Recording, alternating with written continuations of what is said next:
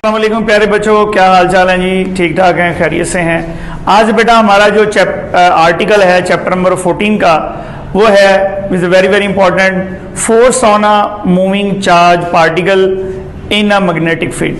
Force on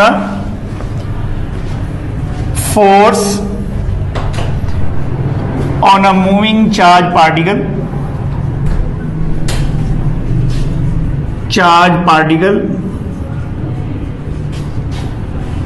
in a uniform magnetic field. ये हमारे article का नाम है, या दूसरे लफ्जों में हम ये कह सकते हैं कि ये बेटा फार्मूला हमने प्रूव करना है। F is equal to magnetic force acting on a charge particle is equal to Q into V cross B। बात बात ये इस तरह से भी आ जाता है कि prove that magnetic force acting on a charge particle is equal to Q into V cross B। अब इसको हम प्रूव करते हैं। फर्ज करें ये हमारे पास एक कंडक्टर है, ठीक है। इस कंडक्टर को हमने एक मैग्नेटिक फील्ड में रखा हुआ, ये फर्ज कर लें नॉर्थ है, ये क्या है साउथ। इस मैग्नेटिक फील्ड की डायरेक्शन क्या होगी? नॉर्थ से साउथ, ये इमेजिन कर रहे हैं बस, ठीक है। ये जो एक्सटर्नल फील्ड के अंदर इस कंडक्टर को आपने रखा हुआ है, इसका मैग्नेटिक फील्ड कितना है, इसकी स्ट्रेंथ कितनी है? B। अब ये जो कंडक्टर है ये करंट कैरिंग कंडक्टर है। क्या है जी? करंट कैरिंग कंडक्टर है। अगर इस कंडक्टर का क्रॉस सेक्शनल एरिया A हो, इस कंडक्टर की लेंथ L हो, तो इस कंडक्टर का बेटा वॉल्यूम कितना बनेगा बताइए? Volume of the conductor is equal to AL। Volume of the conductor is AL। अब इसके अंदर चार्ज पार्टिकल हैं, लेट्स से ये Q चार्ज पार्टिकल्स हैं जो मूव कर रहे हैं, ठीक है। वैसे कंडक्टर के अंदर तो इलेक्ट्रॉन ही मूव करते हैं, लेकिन हम जरा कन्वेंशनल करंट के हवाले से यहां पे सपोज कर लेते हैं कि पॉजिटिव चार्ज पार्टिकल मूव कर रहे हैं, ठीक है। Q चार्ज पार्टिकल मूव कर रहे हैं। अब हमें ये देखना है कि इस कंडक्टर के अंदर जिसकी लेंथ L है, क्रॉस सेक्शनल एरिया A है, टोटल कितने चार्ज पार्टिकल मूव कर रहे हैं। तो फर्ज कर लो the number of charge particles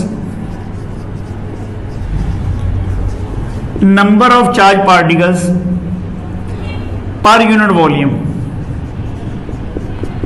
यानी यूनिट वॉल्यूम के अंदर 1 मीटर क्यूब के अंदर कितने चार्ज पार्टिकल्स हैं? स्मॉल है। तो ये टोटल वॉल्यूम कितना है? AL। So number of charge particles, the number of charge particles in volume AL कितने हो गए? NaL। अब आपने एक बात याद कर लेनी है कि इस कंडक्टर के अंदर जिसकी लेंथ L है, क्रॉस सेक्शनल एरिया A है, इसके अंदर टोटल चार्ज पार्टिकल कितने हैं? NaL। बताओ, याद करो, कितने चार्ज पार्टिकल्स हैं? यूनिट वॉल्यूम के अंदर चार्ज पार्टिकल्स कितने हैं? Small n। तो AL वॉल्यूम के अंदर चार्ज पार्टिकल्स कितने हुए? NaL। इसका मतलब इस कंडक्टर के अंदर टोटल चार्ज पार्टिकल्स कितने हुए? NaL। याद हो गया? What are the total charge particles in the conductor of cross section area A, volume length L? NaL। अगर एक चार्ज पार्टिकल के ऊपर चार्ज Q हो, the charge on one charge particle, one particle कह लें की बात, that is equal to Q। तो फिर कितना इसमें से टोटल चार्ज फ्लो कर रहा है जी? अगर एक पे चार्ज Q है, टोटल चार्ज पार्टिकल इतने हैं, तो कितना टोटल चार्ज इसमें पास कर रहा है? तो टोटल चार्ज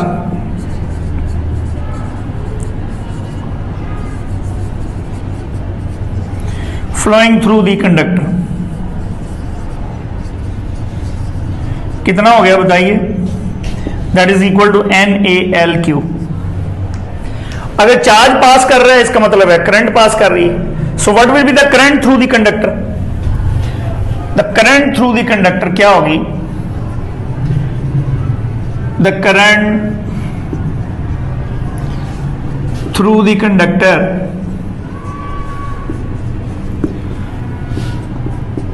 आई बेटा क्या होगा, अच्छा इसको जो टोटल चार्ज है इसको हम डेल्टा क्यू कह सकते हैं। तो वो क्या होगा जी, डेल्टा क्यू ओवर कैपिटल से ज़र कर लें, डेल्टा क्यू ओवर टी। तो ये हमारे पास क्या आ गया, ये क्या है NaLQ डिवाइड बाय टी। अब बेटा जब ये चार्ज पार्टिकल्स इस कंडक्टर के अंदर मूव कर रहे हैं तो उनकी कोई ना कोई स्पीड भी होगी। तो स्पीड किसके बराबर होती है, speed is equal to distance over time, distance over time. तो अगर ये जो चार्ज पार्टिकल्स हैं L डिस्टेंस ट्रेवल करें T टाइम में,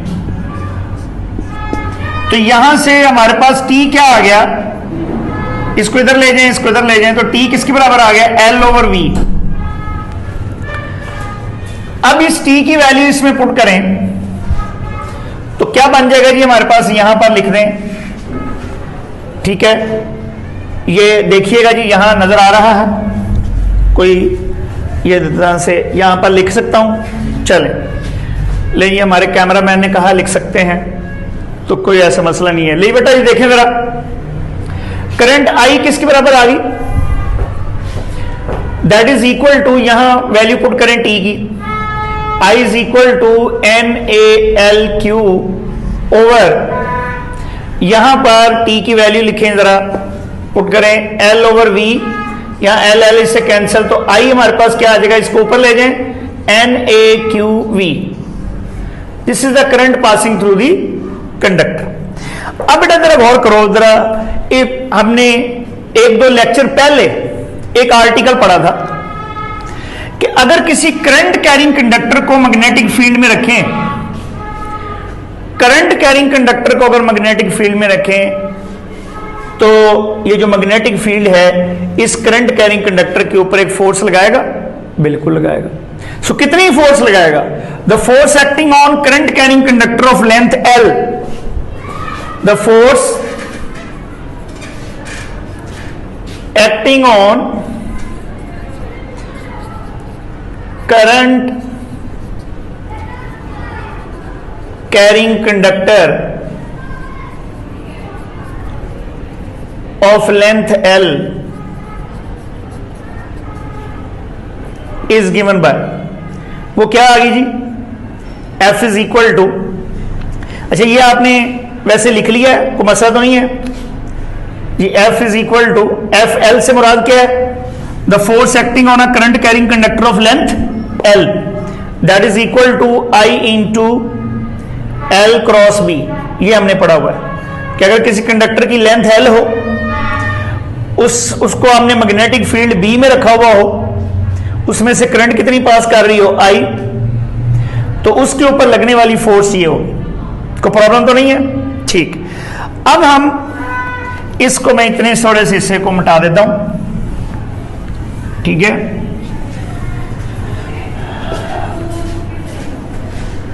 अब बेटा इसमें इस I की वैल्यू इसमें पुट कर दें, so magnetic force acting on a current carrying conductor is equal to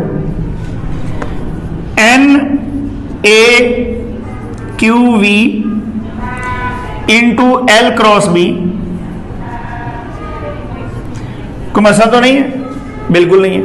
अब L को हमने क्या माना हुआ है, एक वेक्टर माना हुआ है, तो L की डायरेक्शन किधर होगी, याद करें जरा, इन the direction of current, in the direction of current. अच्छा चलें इसको ऐसे लिख सकते हैं, NaQV into L unit vector. याद आया कुछ नहीं, चलें कोई बात नहीं। आपको पता है हम फर्स्ट ईयर में हमने पढ़ा था कि एक वेक्टर को ऐसे लिखा जा सकता है, उसकी मैग्नीट्यूड और ये उसकी डायरेक्शन। तो इसी तरह से मैग्नीट्यूड इनटू यूनिट वेक्टर, हमने एल वेक्टर को क्या लिख लिया, मैग्नीट्यूड, और ये इसकी डायरेक्शन। अच्छा, अब इसमें ये चूंकि मैग्नीट्यूड है, इसको बाहर ले आए, एन ए क्यू इधर ले जाए, इसको इधर ले जाए, V L unit vector into cross B. अब अभी मैं कह रहा था कि एल को हमने एक वेक्टर माना हुआ है, इसकी डायरेक्शन किधर होगी, in the direction of current, in the direction of current. तो v जो है, जिस वेलोसिटी से चार्ज पार्टिकल्स इस कंडक्टर के अंदर मूव कर रहे हैं, तो उनकी डायरेक्शन क्या होगी, in the direction of current. तो इसका मतलब ये हुआ एज v एंड l are in same direction, they have same direction, किधर किधर जी, in the direction of current. दोनों का करंट की डायरेक्शन में है, तो लिहाजा इनके यूनिट वेक्टर हम कह सकते हैं क्या होंगे, सेम हो गया। तो फिर एल यूनिट वेक्टर की जगह पर मैं क्या लिख सकता हूं, वी यूनिट वेक्टर। तो फिर यहां हमारे पास क्या आ गया, बताइए जी क्या आ गया, the force acting on a conductor, साथ पूरे कंडक्टर के ऊपर जो लगने वाली फोर्स है, that is equal to N A Q L, N A Q L into, अब इस एल यूनिट वेक्टर की जगह वी यूनिट वेक्टर लिखेंगे, v into V unit vector cross b। v into V unit vector क्या बन गया, v vector बन गया। कोई मसला है, बिल्कुल नहीं है। अब आप ये देखें, जरा गौर करें कि ये जो फोर्स आपने निकाली है, ये इस पूरे कंडक्टर के ऊपर लगने वाली फोर्स है, जिसके अंदर कितने चार्ज पार्टिकल्स हैं, NaL। मैंने आपको याद भी कराया था, कितने चार्ज पार्टिकल्स हैं, NaL। इसका मतलब है NaL चार्ज पार्टिकल्स पर लगने वाली फोर्स इतनी है, तो एक पर लगने वाली कितनी होगी। So the force acting on, magnetic force कह सकते हैं, magnetic force acting on one charge particle, one charge particle, ठीक है, कितनी होगी जी बताओ। एक चार्ज पार्टिकल पर लगने वाली जो फोर्स है वो क्या होगी, ये वाली जो फोर्स है, total force divide by total number of charge particles, NaL। समझ आई बात। देखो ना, 100 अगर 100 केलों की कीमत अगर 1000 रुपए, और सपोज एक की कितनी होगी, 1000/100। तो अगर इतने charge particle, total charge particle कितने हैं, NaL, इतने चार्ज पार्टिकल्स पर लगने वाली फोर्स इतनी है, एक पर लगने वाली कितनी होगी, ये नीचे डिवाइड कर। तो ये हमारे पास क्या आ गई जी,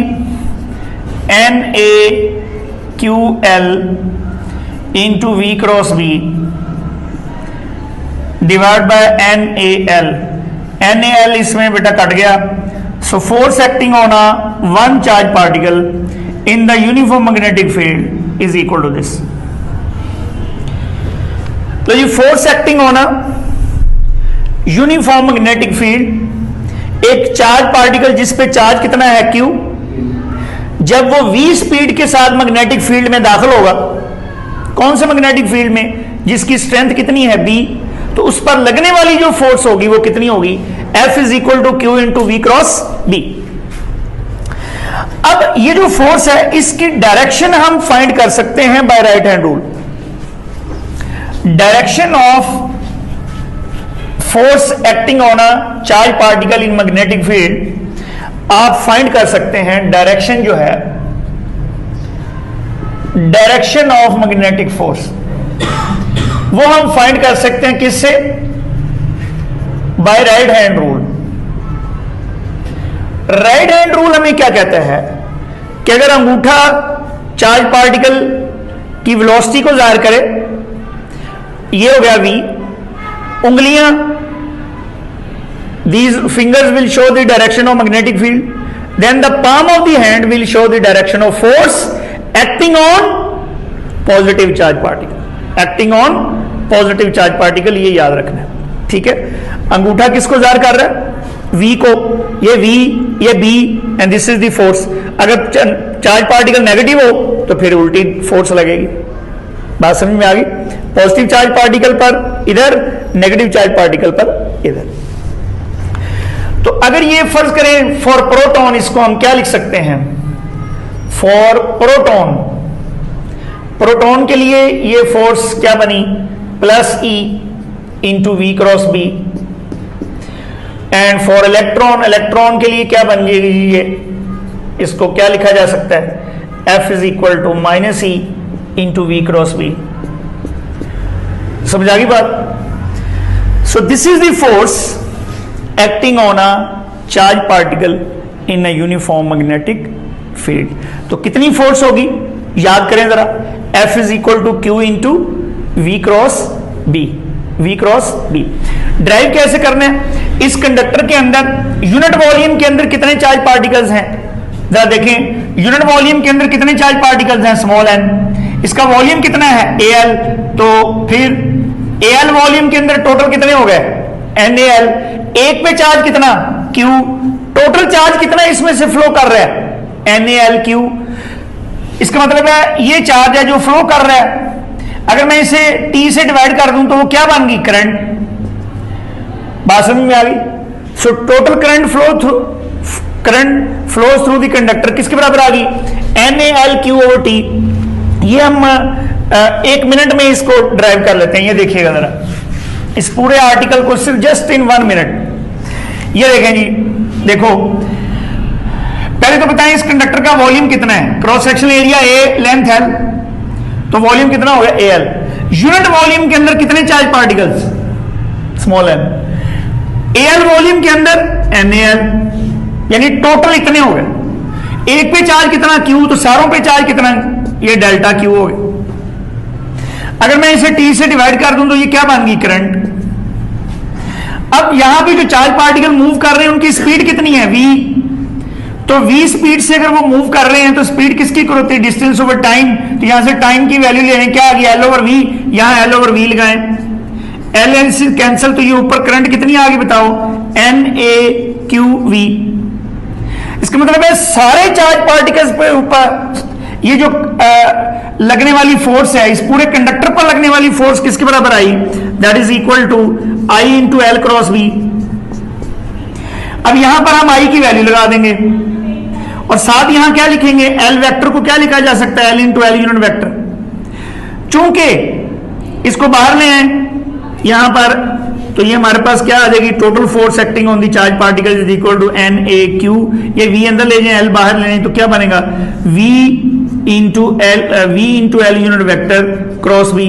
अब हमें पता है कि V और L की डायरेक्शन सेम है, तो ये इसकी जगह पर V यूनिट वेक्टर लगा दो। ये V into V unit vector क्या बन गया? V वेक्टर बन गया। इसका मतलब ये सारे चार्ज पार्टिकल्स पर लगने वाली फोर्स इतनी है, तो फिर एक पे लगने वाली फोर्स कितनी होगी? तो फिर हम total number of charge particles पर डिवाइड कर देंगे। टोटल कितने हैं? इतने हैं, तो वो क्या बन जाएंगे? एक पे लगने वाली फोर्स निकल आएगी। तो ये इससे हमारे पास कट गया, तो एक पे लगने वाली फोर्स कितनी आ गई? F is equal to Q into V cross B. V की डायरेक्शन हम कैसे निकाल सकते हैं? राइट हैंड रूल से। अगर ये अंगूठा V की डायरेक्शन को जाहिर करे, उंगलियां फील्ड की डायरेक्शन को जाहिर करें, then the palm of the hand will show the direction of force acting on the charge particle. लेकिन कौन से चार्ज पार्टिकल पर? पॉजिटिव। ठीक होगी बात? नेगेटिव पर उसके उलट। तो ये था हमारा article, the force acting on a charge particle in a uniform magnetic field. Next lecture तक के लिए इजाजत दीजिए। अल्लाह के बाद।